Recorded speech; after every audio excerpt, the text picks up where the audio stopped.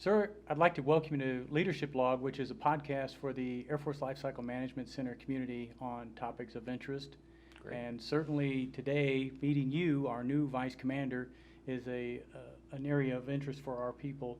So we want to say first off, welcome to Air Force Lifecycle Management Center. Thank you. And can you tell us a little bit about your background, where you've been, what you've done? Sure. Well, it's an honor to be here and work alongside you. I'm from the Midwest originally, so I grew up in Illinois, but I had family here in Ohio. So my grandparents were over in Marietta, and I actually have a great letter to my great-grandfather who ran a bus service here in this town in Dayton from the Wright Field Commander during World War II, saying basically thanks for all the late-night bus service to get people that were working on this base, probably in these same buildings, working 24 hours a day for the war effort during World War II. So that's where I'm from originally. I graduated high school in Illinois, went to the Air Force Academy, went to graduate school at the University of Washington to keep studying, and ended up getting into pilot training, flew the C-17 operationally out of Charleston, and then eventually made my way into the test business. So I did flight tests on the C-17, C-130, and we also ran tanker test programs. I was all at Edwards for a good number of years. Then went on to staff work, Army War College. I spent some time at AFRL. Got to command at the 704th Test Group in Holloman, which was a great privilege. And now I'm here to learn a lot about this great organization who's done so much that I've seen from other directions but never been inside of it. So happy to be here. So you say learning an organization, and that's the rite of passage for a new commander is to come in and get an immersion where you go around. And under normal circumstances, you'd probably be traveling to some of the other sites within AFLCMC. So, but these aren't normal times anymore. So tell us, how is your immersion going? How are you making your rounds and meeting the people, learning about the things that this center does? Yeah, well, it's definitely a challenge during COVID, right? We're not traveling physically, but I'm actually finding I'm able to get to a lot of places virtually. So certainly been spending a lot of time talking to people here at Wright-Patterson, immersions with all the offices, and getting to meet my counterparts in the program execution directorates and our functional directorates. I've talked to the commander out at Hanscom at the 66th and already over here at the 88th. So we're not traveling physically, we're traveling virtually, but in some cases I can cover more ground more quickly. But you got to spend time doing that, right? It takes focused effort to build those relationships, to learn from people. I've been doing it in small groups here on site with just a couple of people to make sure we don't have too many people in one place at one time. But I think we're able to be effective. You do have to be proactive about it, and it doesn't just happen naturally as it might if you were all meeting with each other in person. So a challenge, but we're getting there. And I'm not the only one. Commanders all over the Air Force and people all over the Air Force moving at the same time are facing the same challenge. It was probably easier starting in that COVID, or being a sitting commander in a COVID environment, because you knew everybody, you knew your team, you knew the processes and kind of how things worked, and you were just able to take care of that team that way. But here it's starting new is a little more difficult, so you have to be intentional about it, but you can do it. So I know that you've had assignments in AFMC before, certainly in the test community you've been, and in AFRL you mentioned earlier up with the 711th, I think. Yeah. But this looks to be your first assignment in the acquisition world. So just wanted to see what you think and what your perspective of the acquisition community was before coming into it. Well, so I did intersect with programs all the time on the test side of things. I'll tell you, I've been extremely impressed by the people I've met here.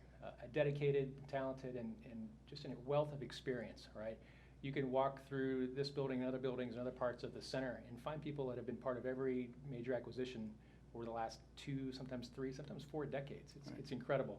So I've been immediately impressed by that professionalism, and it shows.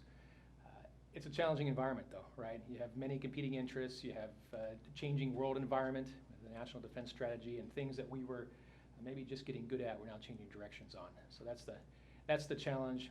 Resources are always constrained. People are always constrained. And on top of that, we're doing it remotely in some cases. I think we're doing all right. So I'm impressed to see this team in action.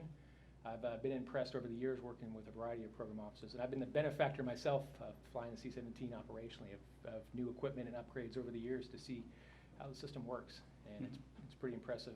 Proud to be part of it. Yeah. So I'm always interested, we've been talking a lot within the center about career planning lately, and and that primarily affects our academic workforce, but just wanted to know from your perspective, did Second Lieutenant Cain see himself one day as being a colonel and a vice commander of this center? Did you have mentors and supervisors that kind of helped guide you along the way, or told you times when to take the right educational courses, or maybe to try a job that was out of your normal lane? Yeah, so no, Second Lieutenant Cain never thought there'd be a Colonel Cain, and didn't even know what LCMC was, right? You know, you often, I think of our junior airmen, both military and civilian, you don't know what opportunities are out there. So it's maybe hard to have a defined step-by-step career path for your first 20 years of service. I don't think that's maybe the right way to go.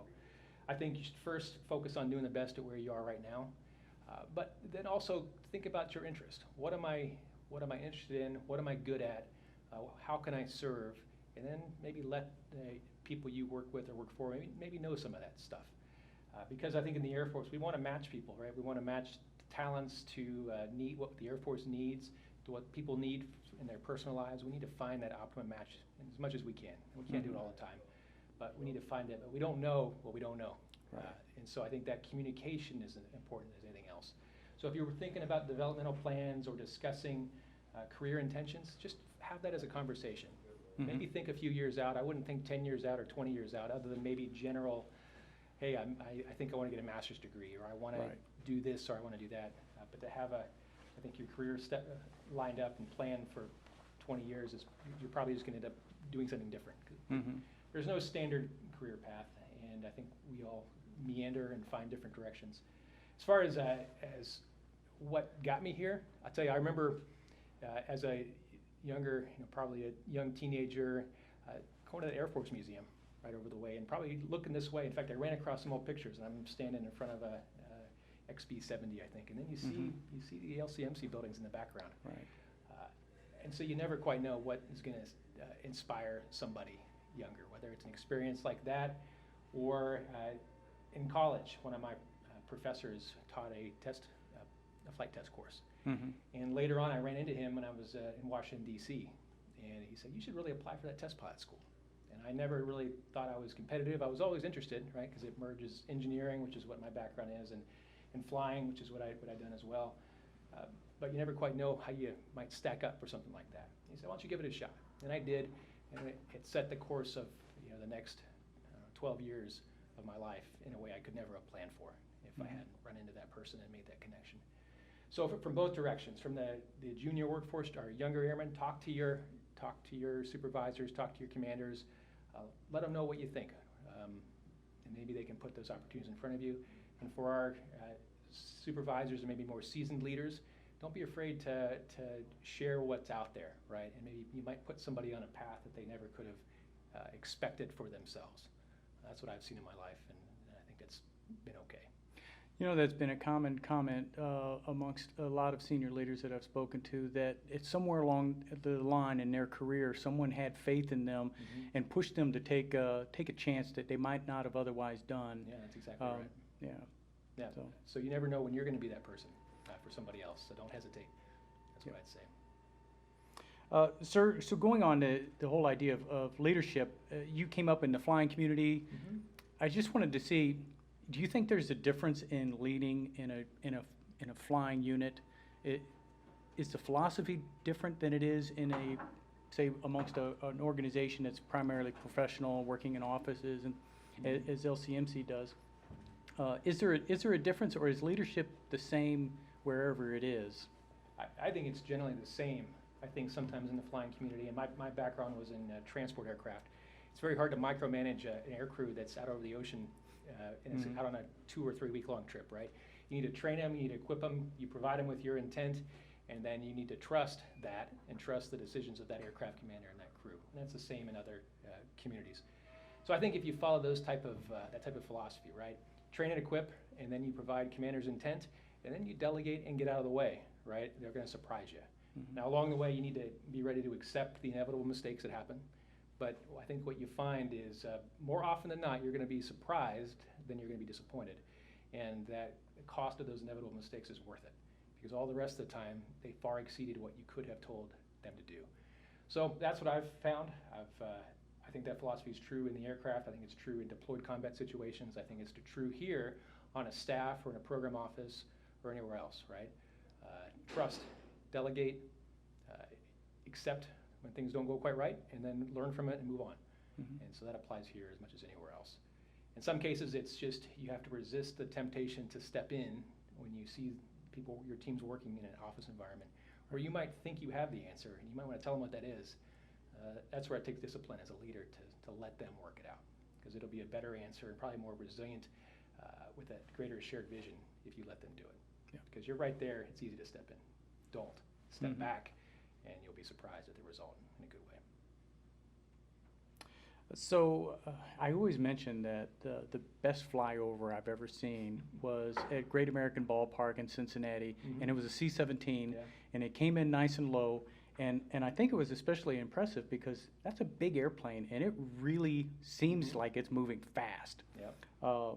So I wanted to see, can you tell us some of your favorite memories flying the C-17? Sure. And understanding that this is an aircraft that was developed here at this center. It absolutely was.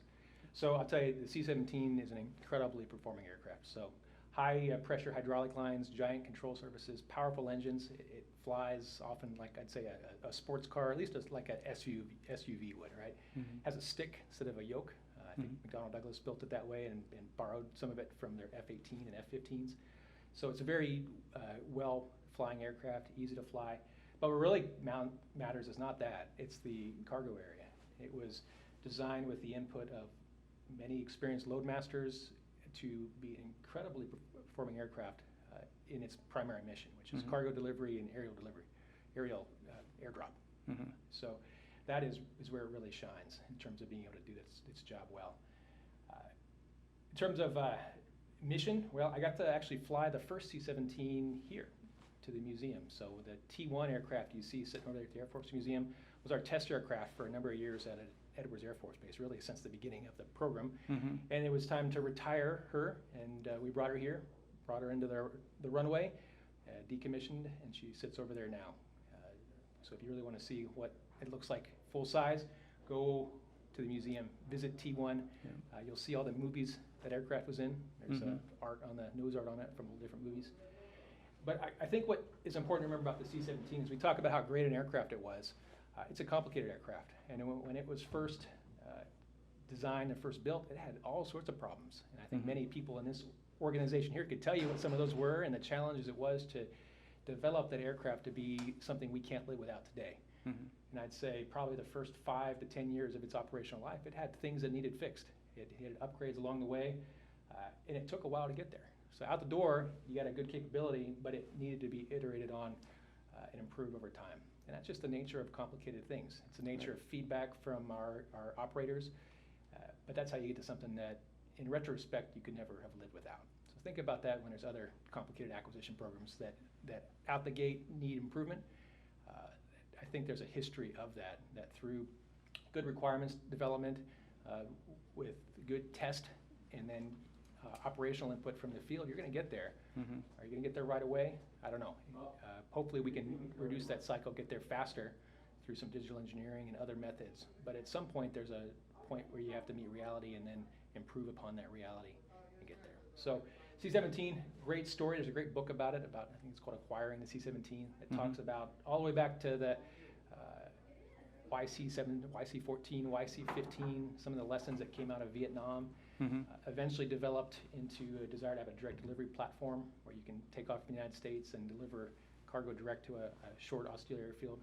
And that evolved to be the C-17 as it is today. A fascinating story, but that's a LCMC story. It is. Of how you developed that, made it happen, and now you're sustaining it. Incredible platform, privileged to get to fly it, and I know the program officers here that sustain it to this day are going to continue to make it better, and then that same lesson applies to all the other upcoming and current aircraft out there. So great work, glad to be part of the team that built it. So, sir, thanks very much for your time today. Before we close, is there anything you'd like to add, just as a message to the workforce? Well, I just think big thank you, right? I appreciate everybody's time helping me understand this very complex organization. Great people, great talent, But if I ask you a lot of questions, that's just because I'm trying to learn and appreciate what you do. So overall, gratitude, thankful for being here, and really appreciate the warm welcome from you and from many others for my family and I being here at Wright-Patterson. So thanks for having me. All right. Thank you, sir. Okay.